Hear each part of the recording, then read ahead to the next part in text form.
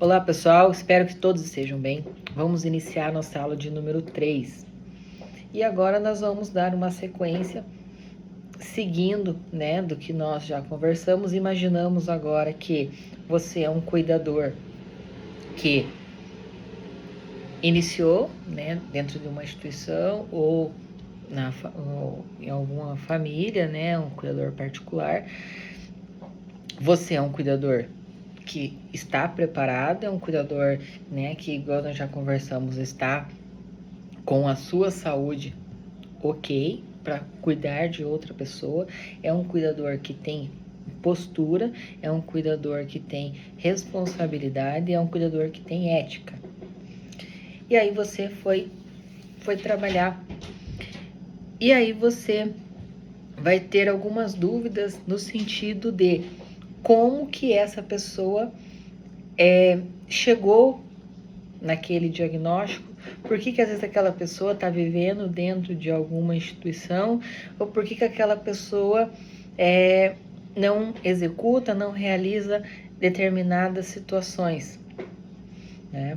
Então, dentro da apostila, provavelmente, e espero que sim, você já estudou sobre a história da reforma psiquiátrica, e você já tem um conhecimento sobre os serviços de residência terapêutica, sobre as casas de apoio, e você sabe que entre o CAPS e outros dispositivos, eles compõem o RAPS, que é a Rede de Atenção Psicossocial. Então, veja bem, primeiro de tudo, a pessoa precisa ter um diagnóstico, um CID, Quem que vai atestar esse CID? Sempre o psiquiatra, tá? Quanto tempo demora? Eu vou numa consulta, eu saio com o CID? Olha, eu vou ser bem sério com vocês. Normalmente acontece, a pessoa ela vai numa consulta, pode até acontecer dela já ter diagnosticado e ela sair com o CID. Mas esse CID, ele vai ser um CID genérico, tá? Você não consegue, em uma consulta, você já dá um diagnóstico, tá? Ele é um acompanhamento contínuo e você precisa de algumas consultas para que você consiga estar realmente diagnosticando essa pessoa. Então, acontece às vezes, inclusive internamento psiquiátrico mesmo, às vezes a pessoa sai com um CID genérico. Você vai ver lá, a pessoa saiu com o CID F29, psicose não orgânica não especificada. Um CID que está escrito lá, um transtorno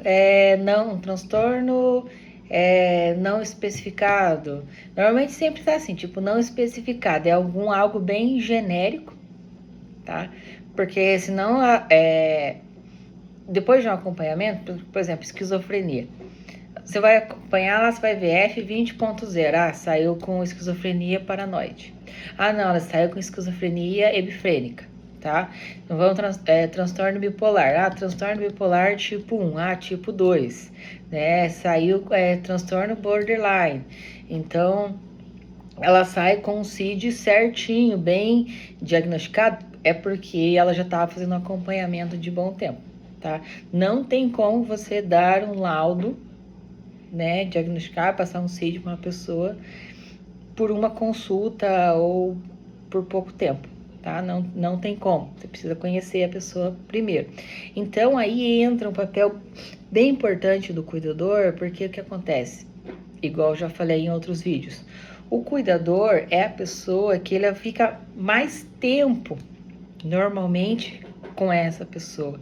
É o cuidador que vai conseguir ver realmente como que a pessoa é no dia a dia, ele vai conseguir ver como que ela reage em determinadas situações, como que ela se comporta, como que ela é, e vai conseguir estar repassando isso, ou seja, para a família, quando é particular, ou para os responsáveis da instituição, tá? Então, é muito importante esse olhar clínico do cuidador. E aí, veja bem, às vezes vai dizer assim, mas tô fazendo curso de cuidador e aí tá colocando ali sobre medicamento, nome de remédio, tá colocando sobre as patologias e as características, justamente para você desenvolver esse olhar clínico. É claro, é óbvio, o cuidador, ele não substitui o psiquiatra, não substitui o psicólogo, né? Todos os profissionais, como bem está lá na apostila. Ele não, claro que ele não substitui, mas ele agrega, tá? Ele pode estar auxiliando, tá? Porque muitas das vezes o cuidador, ele tem informações, ele tem acesso a coisas que nem o psicólogo, nem o psiquiatra, o pessoal da equipe multi, às vezes não conseguem perceber, porque eles ficam pouco tempo, entendeu? Então, o cuidador tendo esse olhar clínico, né, tendo essa visão, ele tendo esse conhecimento, ele consegue estar auxiliando, ele consegue levar. Então, primeiro a pessoa tem que ter um CID, né? Ela tem que ter um diagnóstico. Aí ela faz o acompanhamento, tá? Então, dentro daí ela fazendo esse acompanhamento, muito provavelmente ela vai, né, ter as receitas médicas dela. E esses medicamentos, eles são de extrema importância, né? O uso desses medicamentos, nós vamos falar sobre isso depois. Mas uma coisa que eu quero falar para vocês, e isso é prática, tá? Isso não está na apostila. Vocês têm que entender, tá? Que quando vocês vão cuidar de uma pessoa, vocês põem isso na cabeça e nunca repitam isso. Eles não são coitados, tá? Eu escuto isso muito de cuidador. Mas coitadinho dele. Que dó dele. Gente, a gente não pode ter esse pensamento de dó, de coitado, de ele é uma vítima, tá? Nós estamos indo lá para fazer o nosso trabalho, fazer da melhor maneira possível, como sempre, claro, com postura, com ética, responsabilidade, com conhecimento técnico, mas não podemos ter esse pensamento, tá? Se você for com esse pensamento de dó, de coitado, de pena, você pode ter certeza que você, em algum momento, você vai cometer algum erro, tá? Na verdade, você já tá errando de início por ter esse pensamento, tá?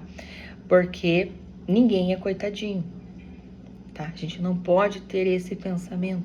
A gente tem que agir com muita responsabilidade. Não esqueça disso, tá? Com compromisso técnico, tá? Com responsabilidade, sempre fazendo de acordo com o que você, né, aprendeu, de acordo com o que o teu supervisor da instituição ou a família tá te passando ali, do que eles esperam, tá? Mas não tem esse pensamento. Porque às vezes muito vai acontecer o seguinte, gente. Normalmente, tá? E aí a gente tá falando de pessoas com transtorno mental. Eles conseguem, tá? Eles conseguem ter esse olhar, absorver ele quando eles sabem que a pessoa, ela tá simpatizante, tá propícia a ter pena deles, tá? E aí essa pessoa, esse cuidador, ele se torna vulnerável, tá? Esse cuidador se torna vulnerável. Então tem que tomar muito cuidado com relação a isso, tá? Então, você que vai iniciar dentro de uma instituição, você que vai iniciar trabalhar com família, de início, você tem que ter muito cuidado com o que você fala, você tem que ter muito cuidado de como que você vai agir, tá? Porque isso vai determinar como que vai ser a sua sequência, tá? Você iniciou, você promete de trazer uma balinha, a pessoa fuma, você dá um cigarro a mais, a pessoa viu teu rabicó de cabelo, gostou, você pegou e deu teu rabicó para ela. Você vai entrar num buraco sem fundo. Vou ser bem sério com você. Você começa a prometer coisas, começa a fazer coisas, chega um momento que você não vai aguentar mais. Entendeu? Vai chegar um determinado momento que eles vão estar te pedindo tantas coisas, mas tantas coisas que nem você não vai conseguir fazer mais. Porque isso faz parte. Eles têm normalmente, tá? Eles são normalmente desta maneira, tá? Eles agem dessa maneira, tá? E eles vão acabar te sufocando. Então, você tem que ter esse cuidado. Então, assim, você está iniciando, sempre tente colher o máximo de informação possível, né, com a familiar, quando for, né, particular, ou com a instituição, e você tenha sempre de observar, analisar, entendeu? E ter muita postura. Então, sempre tomar muito cuidado com promessa, nunca prometer nada, tá? Isso é muito importante. Como você vai responder, e ali na apostila sempre está muito claro de como que você vai responder, de como que você vai agir. E aí eu digo para você que até o tom da voz, o jeito que você fala, as palavras que você utiliza, isso vai interferir. Então você, pelo menos nos primeiros dias, tem que tomar muito cuidado com isso, tá? Depois, claro, com toda certeza também continua, só que daí você já vai ganhando mais confiança, já vai aprendendo, né? Mas os primeiros dias, eles são determinantes, tá? E aí, você precisa ter muita, vou dizer pra você assim, jogo de cintura, vamos dizer assim. Por isso que, assim, eu sempre recomendo de não utilizar nada, tá? Isso é um padrão já, eu não uso, já quando vou trabalhar, já não ponho relógio, não ponho pulseira, não ponho colar, já não uso mesmo, né? Mas brinco e coisas no cabelo, porque normalmente eles pedem, eles querem.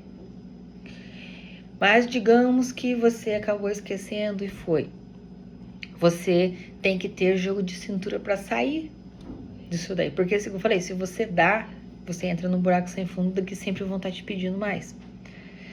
Então, você tem que tentar achar uma maneira de articular ali, de você dizer assim, ah, não, eu só tenho esse aqui, até me emprestaram, eu vou até guardar aqui, que eu nem deveria estar usando e tal, né, me desculpa, tal, eu nem vi que eu tava no meu cabelo aqui, nossa, deixa eu guardar, que isso aqui não é nem meu, né, porque assim, você tem que tomar cuidado para você não falar não, e um não assim muito ríspido, né, e igual eu falei, sempre tem que sair pela tangente. Eu digo, sempre saia pela tangente. Entendeu? Aí você evita um conflito, né? E tá tudo certo. Então já toma cuidado já para nem utilizar, para não ter esse perigo. Pode acontecer, né? De eles quererem entrar muito na tua vida pessoal, te perguntar. A gente sempre vai se esquivando também, entendeu? Eu falei, de início, depois, com o tempo, depois, mais para frente, você vai analisando, vai se ambientando e tal, mas de início, ter uma postura muito mais séria para eles te respeitarem. O que você sempre precisa ter, né, de quem você está acompanhando, seja dos moradores, dos pacientes. Quando nós estamos na instituição, para mim, todos eles são moradores, tá? Eu chamo de moradores. Eles precisam ter respeito por você, tá? Eles precisam ter esse respeito. Isso é muito importante, tá? Se eles têm respeito por você, pode ter certeza que já é meio caminho andado, tá? Então você não tem que impor as coisas, não é chegar gritando e dizendo eu quero, faça assim, faça assado. Mas você precisa que eles tenham respeito por você. Se eles têm respeito, você pode ter certeza que você pediu, faz isso, né? Vamos tomar esse remédio, vamos ali tomar banho, vamos escovar o dente, vamos comer, né? Ele vai fazendo uma boa. Senão, às vezes, se ele não te respeita, pode ser que em algum momento ele queira te desafiar, pode ter algum outro problema, né? Então, você precisa primeiro conquistar o respeito desses moradores, tá? Isso é muito importante, essa questão do respeito, tá? E aí, como que a gente conquista esse respeito? Com as nossas atitudes, tá? E aí eu digo que a questão, você sempre, né, vai estar de jaleco, claro que às vezes tem,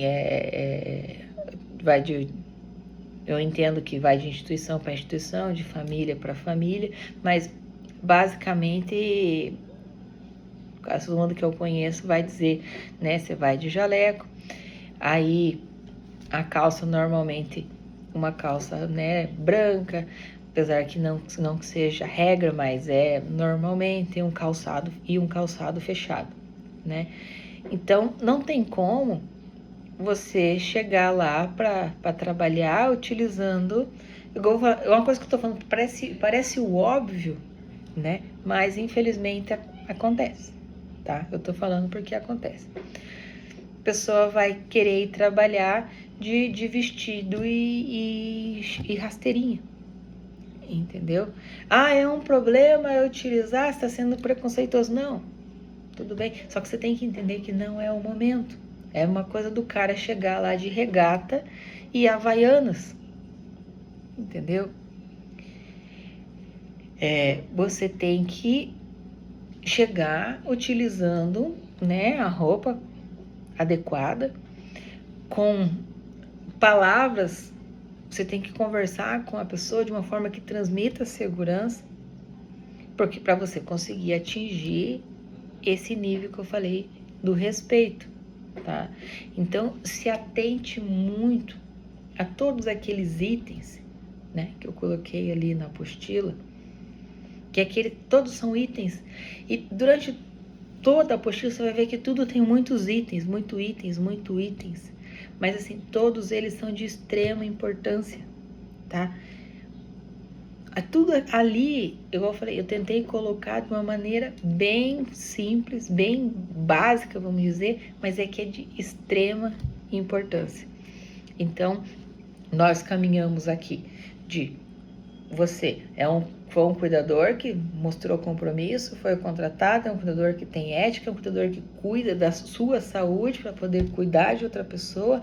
Agora você é um cuidador que também tem postura de cuidador e você está tendo aquele primeiro momento com os moradores para você conseguir como que você lida ali naquele primeiro momento. E aí nós vamos falar agora de situações que você vai ter que, né, dar um medicamento, você vai dar um banho e você vai às vezes acompanhar uma alimentação. E aí o que é função do cuidador? Mas o que é o cuidador? Qual que é o papel do cuidador? O que o cuidador faz? O que o cuidador não faz? Eu tenho que dar na boca, eu tenho que dar banho, tenho que esfregar ele, eu não preciso esfregar ele. O que vocês acham? O cuidador tem que fazer tudo por essa pessoa ou não fazer tudo por essa pessoa? O que será? O que você acha? Então, na próxima aula, eu vou falar exatamente qual que é a função do cuidador, o que o cuidador deve estar fazendo, não deve estar fazendo, tá? Então, aguardo vocês até a próxima aula. Fiquem com Deus.